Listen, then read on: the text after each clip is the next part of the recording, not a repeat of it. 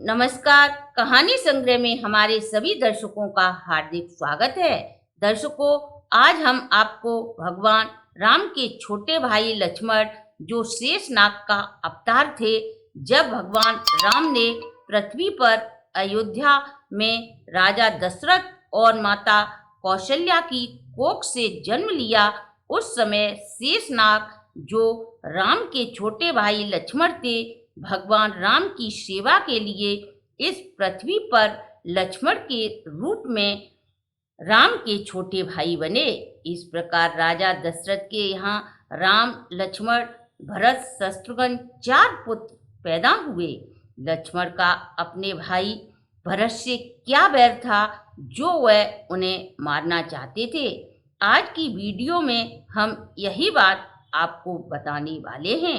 संपूर्ण जानकारी के लिए वीडियो को अंत तक जरूर देखें, और यदि आपने हमारे चैनल को अभी तक सब्सक्राइब नहीं किया तो प्लीज सब्सक्राइब करें, वीडियो को शेयर एंड लाइक जरूर करें। सृष्टि के प्रारंभ से दक्ष प्रजापति की 2 पुत्रियां थीं। एक का नाम कद्रु और दूसरी का नाम वनिता था, और दोनों ही पुत्रियों का विवाह प्रजापति दक्ष ने महर्षि कश्यप के साथ कर दिया। विवाह के पश्चात ही दोनों बहनों के बीच ईर्ष्या उत्पन्न हो गई। दोनों के बीच बड़े बनने की होड़ लग गई। एक दिन प्रजापति दक्ष की पुत्री कद्रु ने अपने पति कश्यप से कहा, हे स्वामी, मुझे वरदान दीजिए।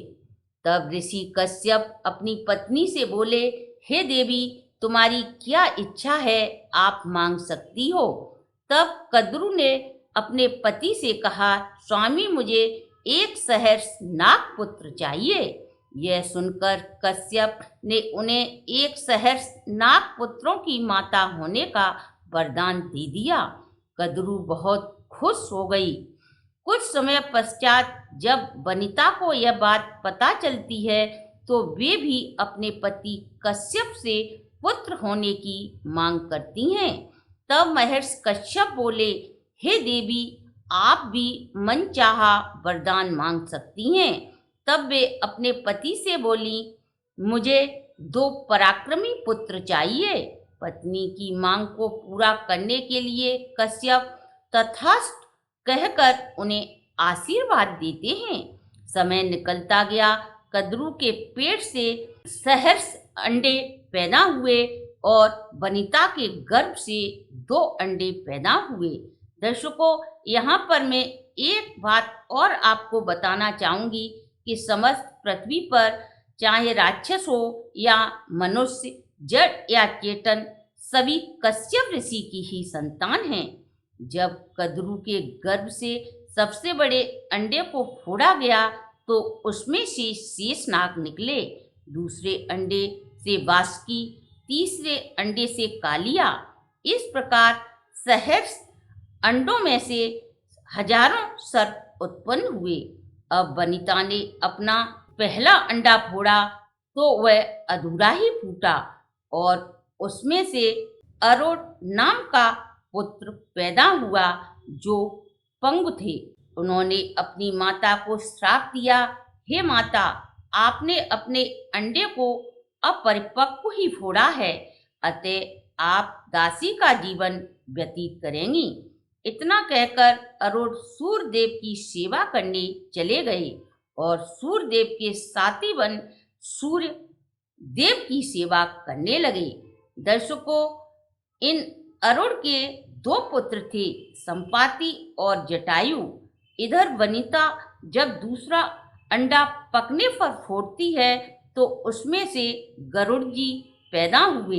इस प्रकार वनिता ने अरुण और गरुड़ 2 पुत्रों को जन्म दिया। एक दिन दोनों बहनों में होड़ लग जाती है कि उच्च श्रवा, जो सूर्यदेव के अश्व हैं, उनका रंग काला है, और वनिता बोली, वह श्वेत रंग के हैं। तब कद्रु बोली, यदि तुम्हारी बात सत्य निकली तो मैं तुम्हारी दासी बन जाऊंगी, और यदि मेरी बात सत्य निकली तो तुम्हें मेरी दासी बनना पड़ेगा। और दोनों ने समय भी तय कर लिया। सूर्य के अश्वों को कब देखेंगे।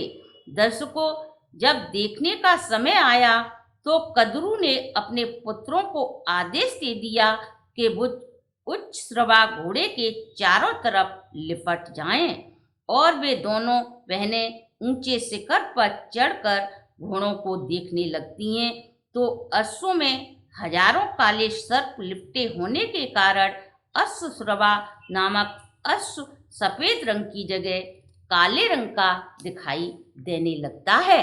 और शर्त के अनुसार वनिता को कद्रू की दासी बनना पड़ता है।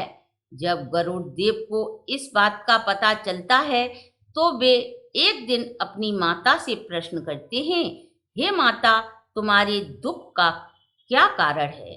तब वनिता अपने पुत्र गरुड़ को बताती है, मुझे अपनी छोटी बहन की दासी बनकर जीवन व्यतीत करना पड़ रहा है। जब गरुड़ ने इसका कारण अपनी माता से पूछा तो वनिता ने गरुड़ को समस्त कहानी कह सुनाई।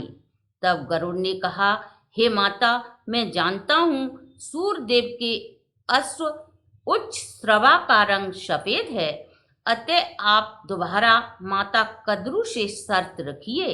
वनिता अपने पुत्र की बात को मानकर अपनी बहन से बोली, अश्व श्रवा सफेद हैं या काले, उन्हें इस बात की सार्थकता सिद्ध करने के दिखाइए।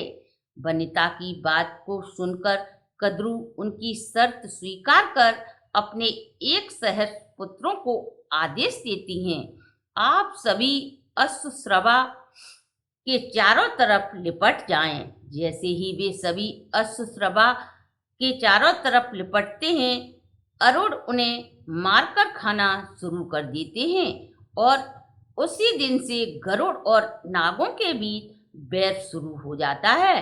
गरुड़ को जहाँ भी जो भी नाग मिलता है वह उसे मार देते हैं। दर्शकों, यह घटना होने से पहले ही शेषनाग जी गंधमादक पर्वत पर तपस्या करने चले गए थे और ब्रह्मा के वरदान पाकर वे श्री हर विष्णु की सैया बन गए। उन्हें इस बात का पता चल गया था कि गरुड़ ने मेरे संपूर्ण परिवार का विनाश कर दिया है।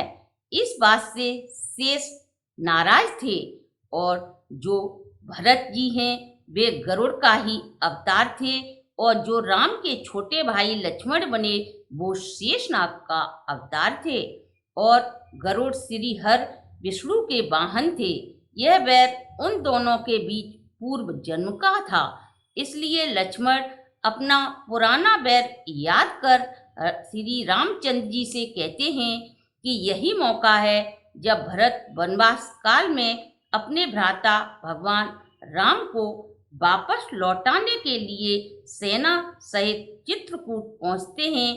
तब लक्ष्मण ने समझा कि वह मेरे स्वामी श्री राम से युद्ध करने आ रहे हैं और उन्हें अपना पुराना वैर पुनः ही याद आ जाता है। तो दर्शकों, ये थी लक्ष्मण और भरत के पूर्व जन्म के वैर की कथा। दर्शकों, अगर आपको हमारी यह ज्ञानवर्धक वीडियो अच्छी लगी हो तो कमेंट करें, वीडियो को शेयर एंड लाइक जरूर करें और यदि आपने हमारे चैनल को अभी तक सब्सक्राइब नहीं किया तो सब्सक्राइब करें, बेल आइकन को प्रेस करें जिससे हमारी नई वीडियो की जानकारी सबसे पहले आपको प्राप्त हो सके।